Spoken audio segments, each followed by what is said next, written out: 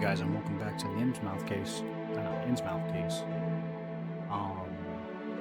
So I did a little looking around.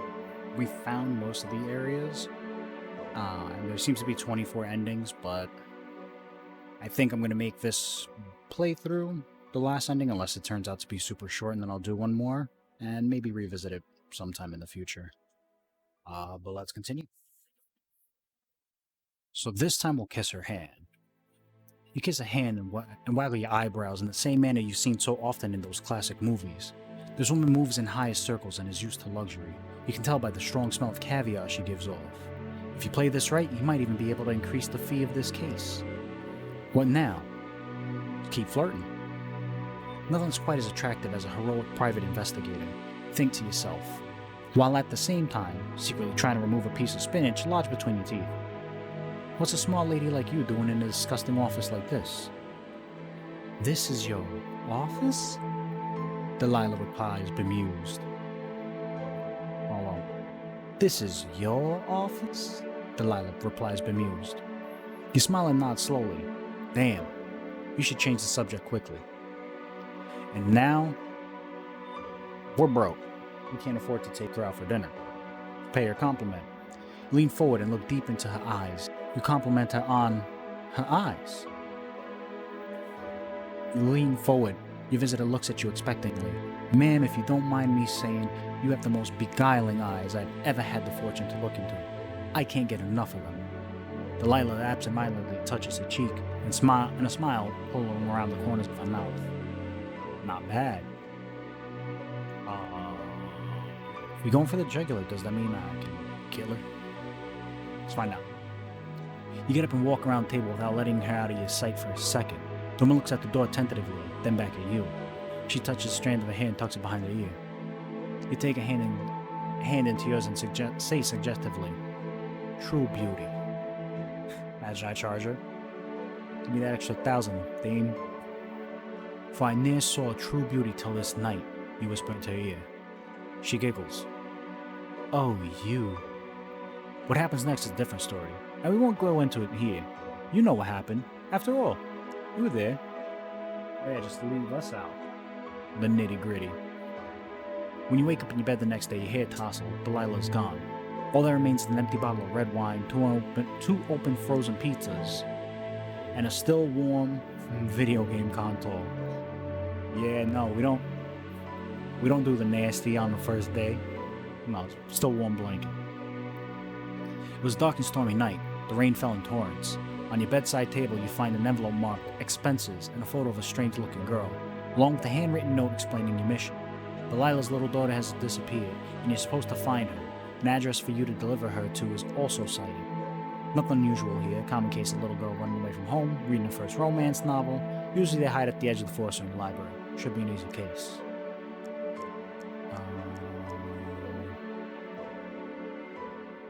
There's a little girl, go by bus.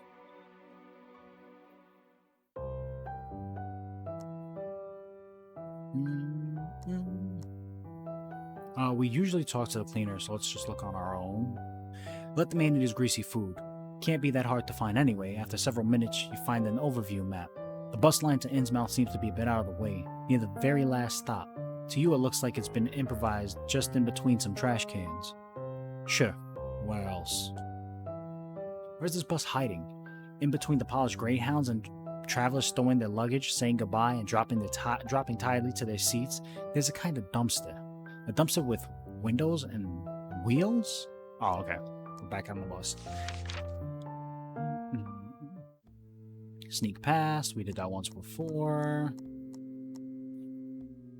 Take the rear bench. Read the newspaper.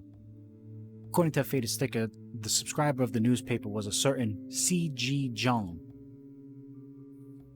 The Innsmouth Illustrated actually offers a lot of entertaining articles. All these features and listicles give the impression that at the end of the trip you'll find yourself in an adorable, up-and-coming tourist metropolis. A real insider tip.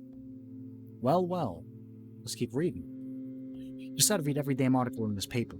Preparation is everything, as you know. And apart from that, you're bored to death. You find out that Innsmouth has a boardwalk and that even a beach bar was open last year. Finally, you discover the crossword puzzle, which turns out to be quite difficult. Quite a lot of fish-related terms. See you later what? Yep, you got this one. But you get stuck on making pastries but with H, or a toll road. That's too difficult for you at the moment, and you throw the newspaper in the corner. Finally, your eyes close, and the rest of the ride you sleep peacefully. Alright. Back to the same old, same old.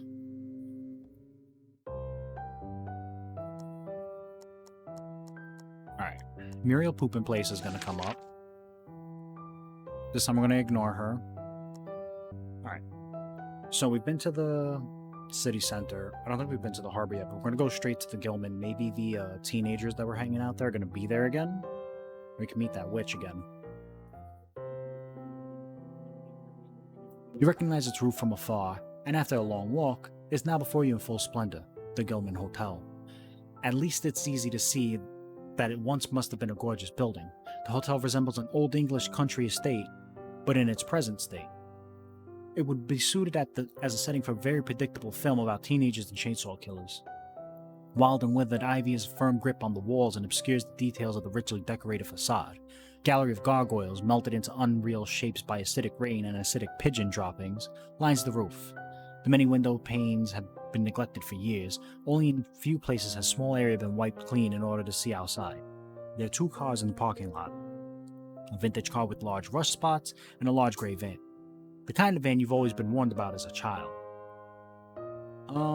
Let's just take a look around the property. You decide to go for a little walk around the estate. The initial impression of neglect and decay is confirmed on the other side of the hotel. You pass a small garden which once must have been very beautiful. This is until the person in charge discovered alcohol and is a more fulfilling hobby for himself. Between weeds and waist-high patches of grass, you find tons of bottles, almost all of them of the high-proof kind. Further back, you find piles of discarded furniture, half hidden in bushes.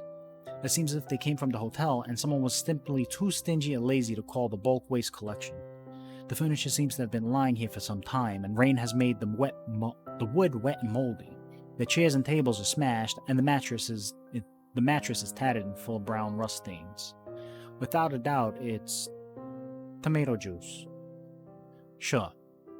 Last leg of your tour takes you past the side of the exit of the hotel. Judging by the smell, there's fish on the menu tonight. And the garbage truck clearly comes by on an irregular basis. Yuck. Why would a business that relies so heavily on first impressions let the facade of their building deteriorate like this? The Gilman Hotel is probably the only one of its kind in Innsmouth. It's either staying here or sleeping on the beach. You really hope the inside of the hotel has been looked after a little better than the outside, but you quickly disabuse of the notion. The massive wooden door is difficult to open. Shouldn't the staff be doing this anyway?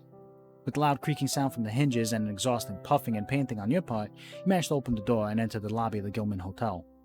You wonder if guests are even welcome in this place. The room is sparsely lit.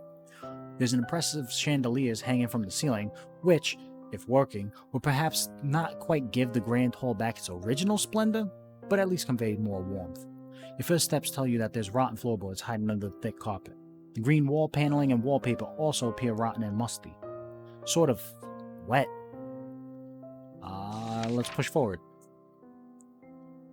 Look, it's Grandpa from Hey Arnold.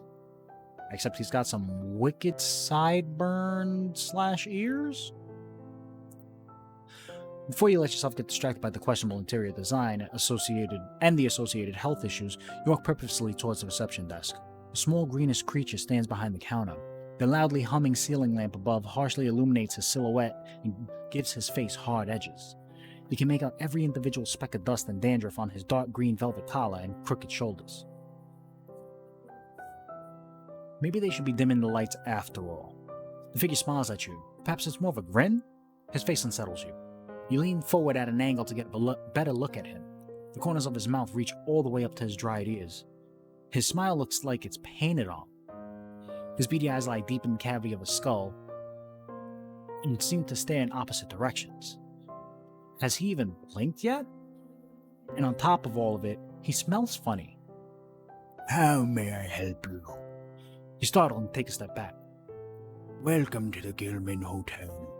My name is Cornelius Gilman III. How may I be of service to you? The man's gaze remains unchanged, and his unnatural smile still seems to be etched on his face. You're still surprised that he can talk with that expression on his face. Just a moment ago, you could have sworn he was an inanimate puppet. Just like now when he's not speaking. I would like to book a room. You begin, and the man managed not to blurt out, in a different hotel. Perfect. The Gilman Hotel is delighted to be able to welcome you as its guest. May I ask whether you're in Innsmouth for business or pleasure? How long will you be staying with us? Would you prefer a view towards the beach or the skyline of our exciting town? When would you like to be woken up? Do you sleep deeply? Are you traveling alone? Do you have family? Who knows you're here? Can I interest you in our spa, fitness, and wellness activities? Would you like to subscribe to our newsletter? How long can you hold your breath? Funny story, I've been able to hold my breath underwater since I was a child. We done now? Can I go to my room? Concierge's expression didn't change not a tiny bit for the duration of your conversation, let alone did he blink. Thank you very much. That's all I needed to know. Now all you need to do is sign here. He tilts his his strangely shaped head over to the guest register. Impatiently you sign with, John Doe's just asking to die, though. You know, chances of that are pretty good. We're not going to put our real name. We're going to go with Noob Slayer. Going to slay all these noobs. Sadly, we're all booked up this season. There's only one spare room. Here's your key for the room, 666. Enjoy your stay. You look at the key, which has magically appeared on the counter. Then your eyes slowly wandered past the man to the wall, where countless other keys are hanging. What now?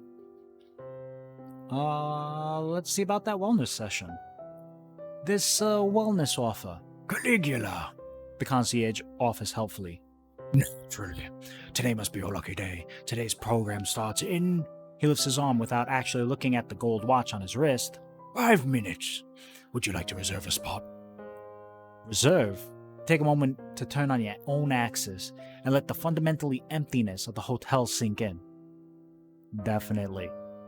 Fabulous! I will arrange everything. The tour bus is already outside in the parking lot. Our wellness specialist, Ezekiel, is waiting you. Really? Sign me up. Yeah, down this path we're gonna keep going down.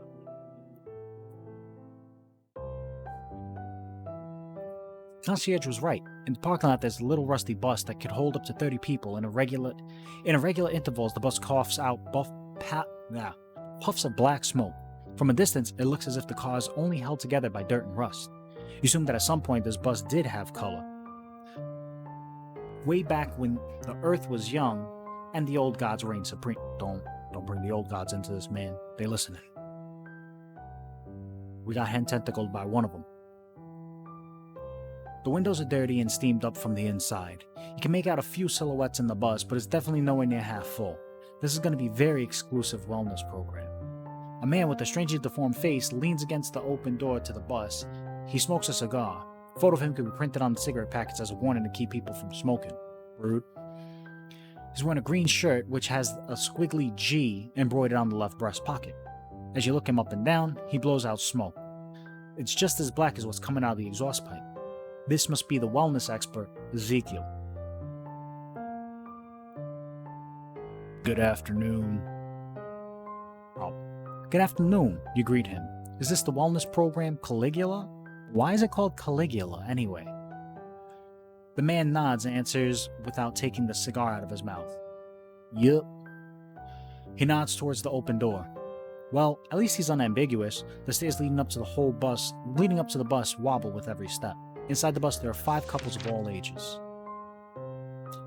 You stand in the aisle. We'll say hello, everybody. We're all randos here. You wave. Hello, everyone. Hey. Younger people mumble in response. There are 2 younger couples in their early 20s, 2 middle-aged couples, and one which looks like they're beyond the age of 60. The other ones just give you a reserved nod. Understandable. Some people like to be left alone when on holiday. Other people, it's their idea of hell. A creaking, squealing sound. What? Meanwhile, your tour guide has gotten onto the gotten into the bus and dropped into the antique driver's seat. He pulls a lever and the bus door closes. Oh, was the creaking, squealing sound supposed to be after he gets in the driver's seat and before he pulls the lever? While the bus pulls off down the parking lot, your guide croaks into loudspeaker system in a bored voice. Dearly beloved, my name is Ezekiel. I'll be your driver and wellness consultant for the day. It's my pleasure to welcome you on behalf of the Gilman Hotel to the Caligula Wellness Program. I must remind you that it's strictly prohibited to take photos of our wellness facility. No photos. Ow! The speakers crackle and emit shrill noises. This, however, doesn't seem to bother Ezekiel in the slightest. We begin our wellness program on the popular and world-famous Innsmouth beach. No photos. You look around indecisively. Let's see if these people know anything about the girl. You get up again and stand in the aisle of the bus. The eyes of all 10 passengers are now directed at you. They look partially curious, partially annoyed, as if you wanted to sell them something. Take out the photo and hold it up and walk slowly down the corridor. This girl here disappeared a week ago. There's a chance that she's still in Innsmouth. I've seen her. Yeah, me too. Yeah, I think I've seen her too. What? 3 people have seen her. The tourist takes a closer look at the picture again and nods vigorously. A young blonde woman with a nerd shirt and sunglasses in her hair gives you more details. We saw her downtown in a pedestrian zone. Her boyfriend puts his arm around her to clarify the we. Can you be more specific? The two giggle happily. We tried a few games in the arcade. She was walking around there. Must have been early afternoon?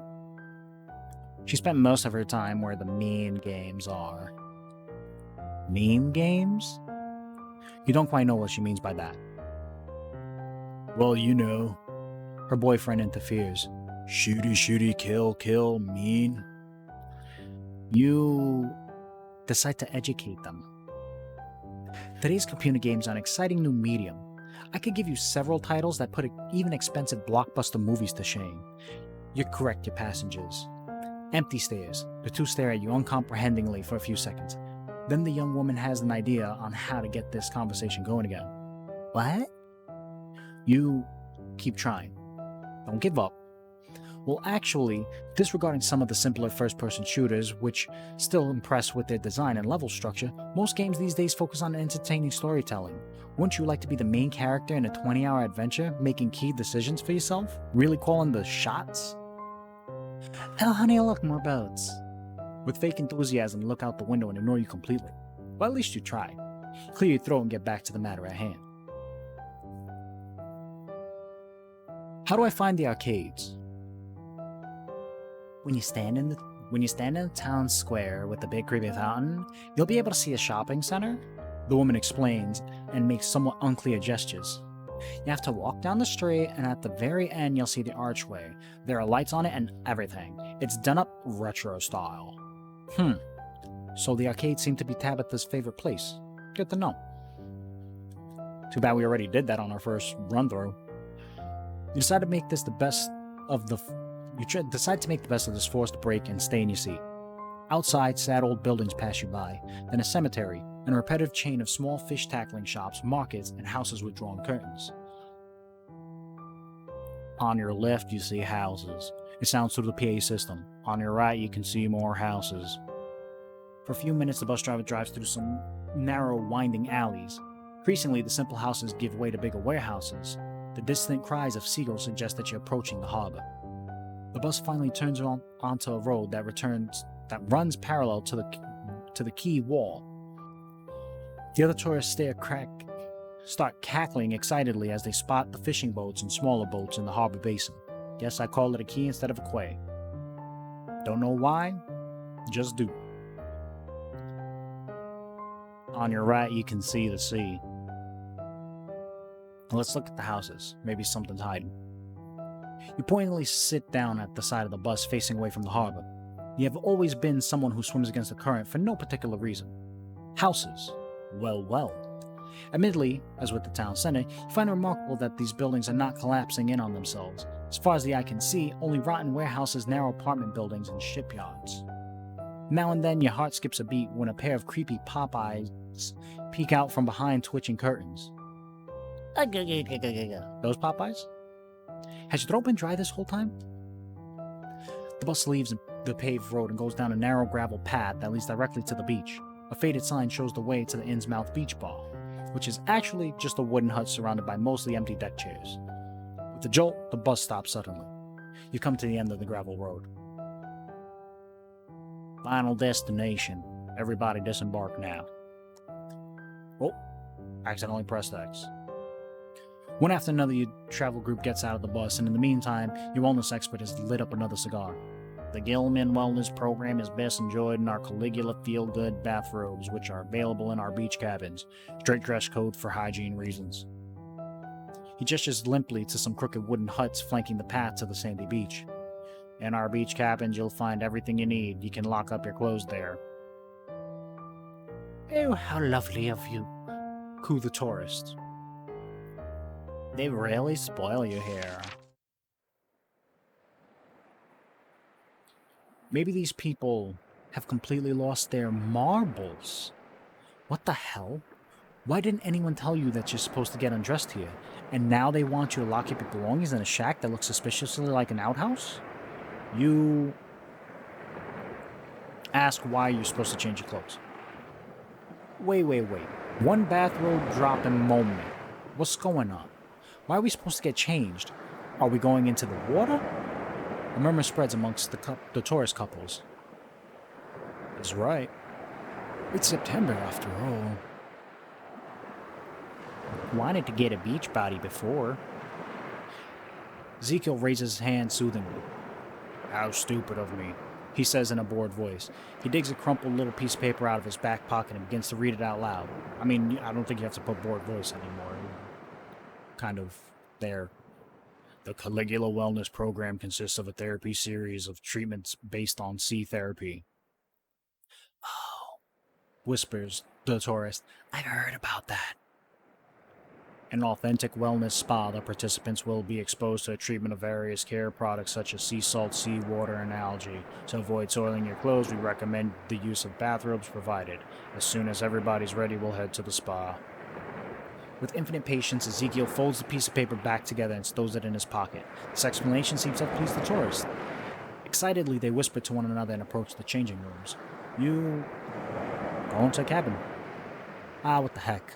Some of the cabins are not yet occupied by the others, so you have the choice. Dilapidated, rancid, or smelling of urine. We're going to go with the dilapidated one, because hopefully a piece of wood will fall down and kill us. Excellent choice. It even has a key.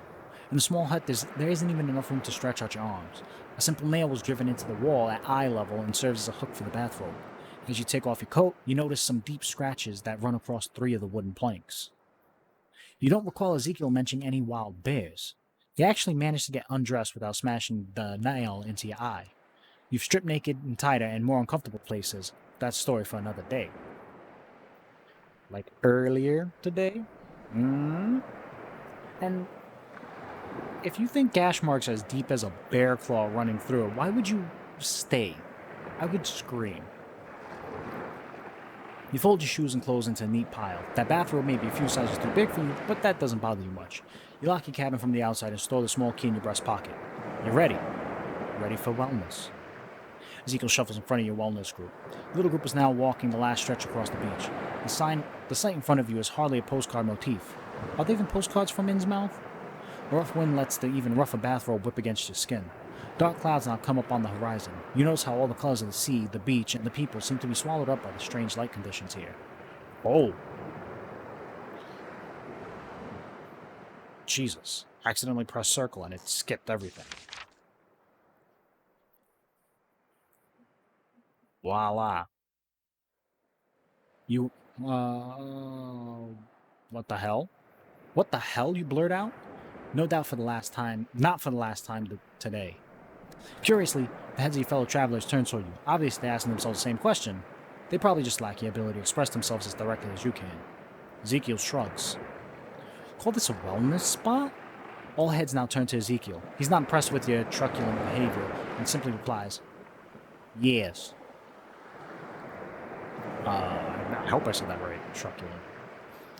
Okay, he won that battle, bastard. Phase 1 of our treatment is seawater therapy. Ezekiel makes a lazy gesture towards the tetanus-ridden cage. During a 2-hour session, the participant's body is exposed to healthy sea air. At the same time, regular rinses ensure a firm skin. The effect is particularly positive for participants with neurodermatitis. He looks at the guests. Phase 1 is followed by the deep treatment, if you please. Visibly bored to death, Ezekiel points to the open gate of the metal cage. Two of the younger ladies venture carefully into the shallow water. They gurgle excitedly as their feet dip into the cold, muddy seawater. Partners follow them, and so does the rest of the group. One after another, tourists enter the cage. You are the last to follow them in. As you step through the gate, your hand slides over one of the slippery metal bars. It doesn't take long until a cold shiver runs down your spine. There's not much room in here. Your group stands uncomfortably close to each other, and even the women who were cackling excitedly only a moment ago seem to be a bit uncomfortable with this form of wellness. A loud noise brings you back to reality. It almost sounds like a lock had snapped shut behind you. This is confirmed when you turn around. You see Ezekiel taking a step back and lets a set of keys disappear into his pocket. Studies have shown the rest of relaxation massively increased the effect of therapy. I'm off. Good luck. Hang on. Luck? If you're always skeptical on new experiences, you'll never have any exciting holiday stories to share. At last, your turn to tell crazy stories from your trips. And it's true. You already feel more invigorated than you have in a long time. The sea air cleanses your lungs, the seawater cleans your toes.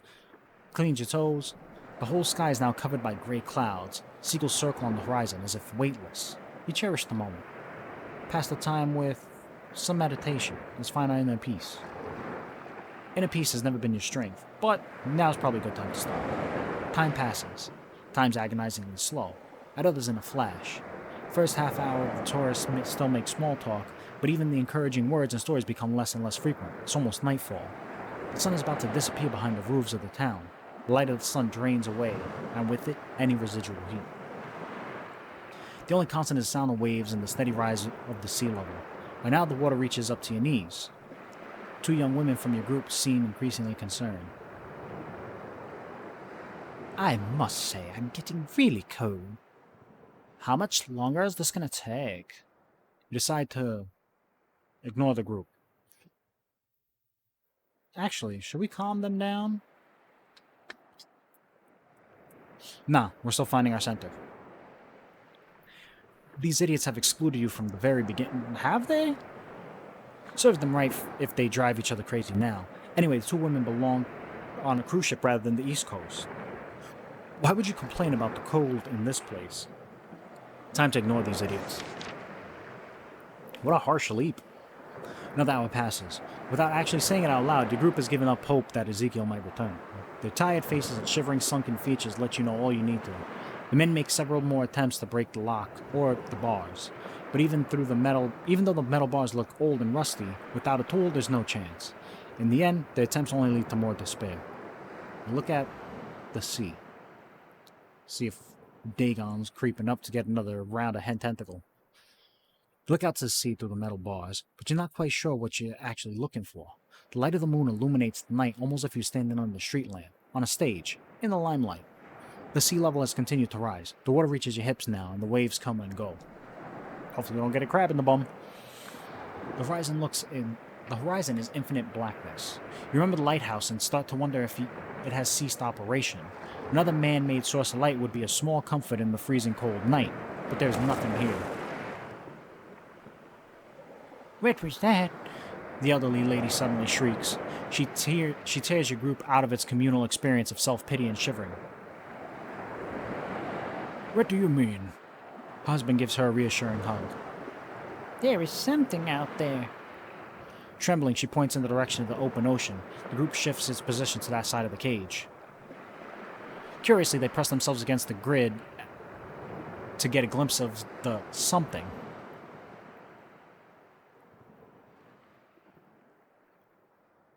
Could it be a diver?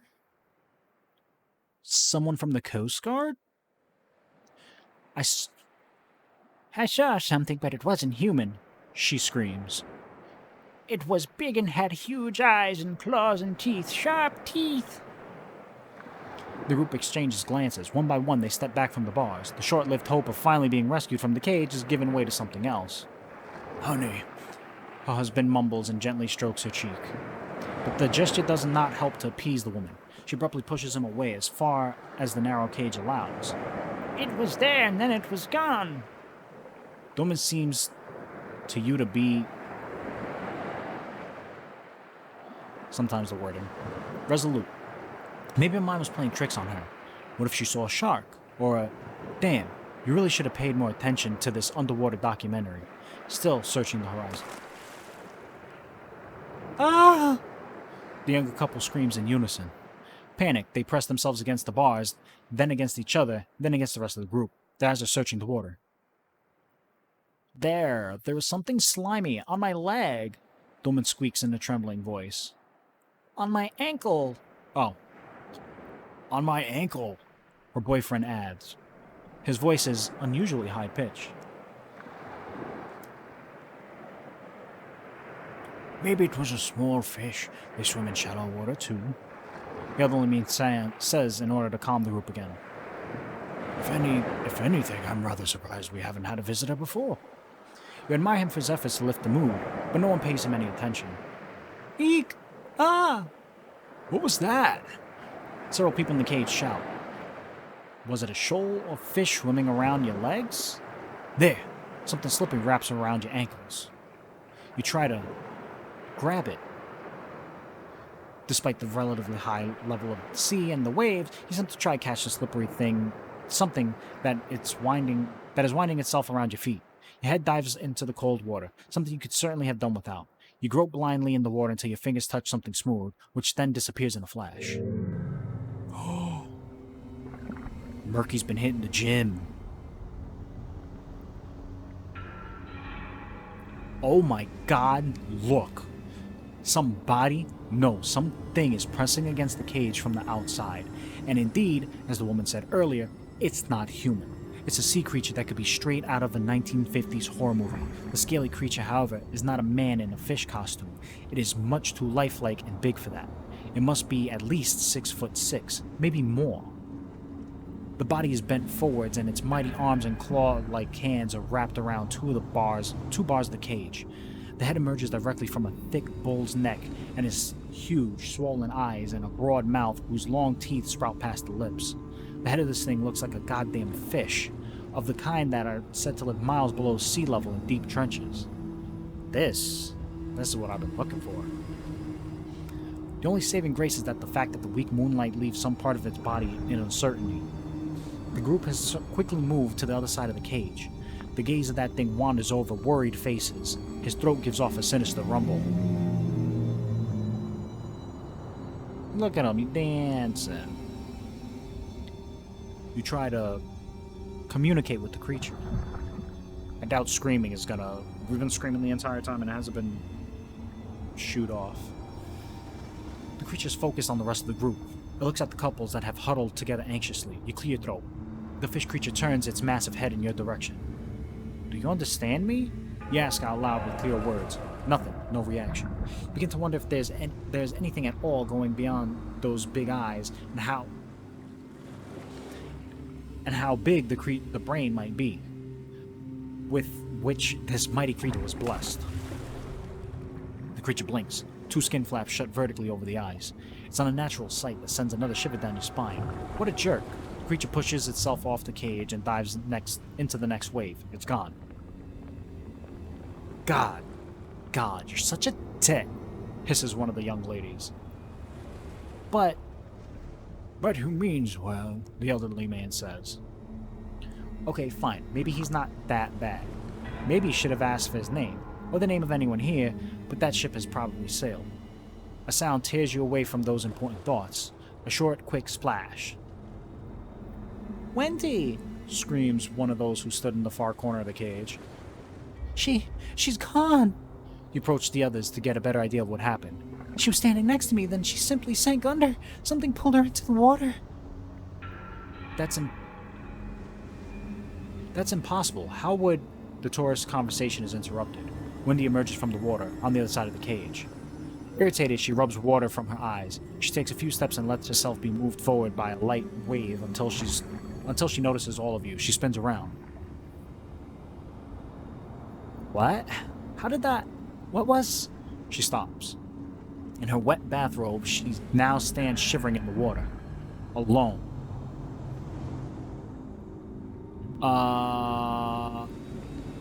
What happened? She gets on the cage, that thing's still gonna get her. She goes for help, the thing's gonna get her. What happened? He asks straight out. That slippery thing was there again. I felt it wrap itself around my knee, tighter and tighter. She strokes wet strands of hair from her face. Then it just dragged me down. I don't know. It pulled me underground. I kicked and kicked, then it let go. The ground? Soil must be looser than we thought. You hear someone whisper, hopefully. Two of the men dive down. After a few seconds, they reappear. They take a breath and disappear into the water again. They repeat this 3 more times. Then they appear and wipe dirt and salt water from their faces. The bars go deep, but I think it stops. This goes about 3 feet deep into the ground. 3 feet? That should be doable. Wendy rubs her arms. She's shaking. I mean, we all know we can move around, so... Get help, you instruct the woman. Wendy presses her arms against her body. Inside the cage, it is cramped, but on the outside, she must be feeling unprotected. Okay, she said in a trembling voice. She awkwardly follows the waves as they roll on into the land, one weightless step after another. The young woman rows her arms towards the beach, then a splash, as if something had dived into the water. Wendy pauses, her eyes widen with fear. She spins around. She scans the surface of the water for the source of the noise. Hurry, damn it. She's your only chance for help right now. Hurry, damn it. You call out to her. Wendy breaks out of her stupor and starts to make for the beach again. She's halfway there already. Then she disappears underwater. A small water fountain shoots up because of the rapid movement. Then a splash, and everything is over. Everything is so fast that she doesn't even get a chance to kick or scream. When? Her boyfriend presses himself against the bars. With a glassy look, he searches the water surface for a trace of the young woman. Honey pie? Nobody says anything. He turns to you. This is all your fault. Yeah, you're right. You got many excuses at the tip of your tongue. But how would it benefit you to argue right now? Neither you nor Wendy, nobody. Oh, but who would it benefit to argue right now? Neither you nor Wendy, nobody. You watch the play of the waves in silence while her boyfriend does not stop talking to you. You don't listen to him. A blood-curdling scream tears you back to reality. Then both men and women start screeching. Confused, you try to get an overview of the situation. The group inside the cage has been decimated by one more person. Oh God, Alan! A young man cries. Everyone presses themselves against the metal bars. For a moment, the hope to see the man emerge from the water like Wendy did, lets them forget the danger they were in. Curious and overwhelmed by the situation, you join in. You look out into the sea. You don't have to wait long. Something slides around your cage just below the water surface. It comes up briefly, but you cannot make out much amid the foamy water. The only thing you do notice is that it's bigger than the creature that paid you a visit earlier. Maybe this time it was a fish?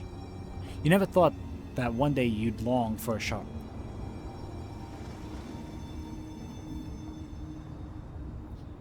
Ah! Startled, you turn your gaze away from the water outside. A young couple has disappeared right from your midst. The remaining 3 women and 4 men cling together, their faces distorted into grimaces of pure horror. Why are we not just going under and getting out?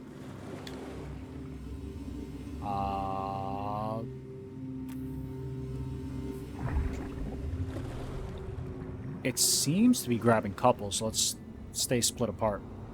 What if his estimating your numbers has so far only picked people from the small group?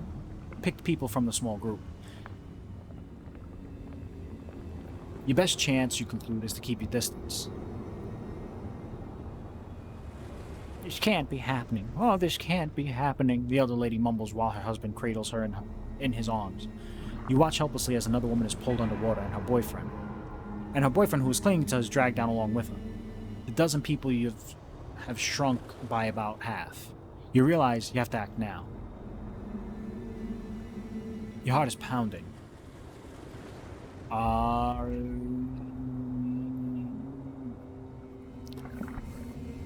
Well, everybody keeps touching the metal bars, so simply don't move at all. Looks like I made the wrong choice. You don't move. Wasn't that the trick in one of those old movies? The monster can feel the ground vibrate. You already want to pat yourself on the back when there's something cold wrapping itself around your ankles. Okay. Song of the Sea. Tentacles pull you into the depths of the sea. Innsmouth waves, take me home. Innsmouth waves, take me home to the place I belong. Down with Dagon, not Cthulhu. Elder gods, elder gods.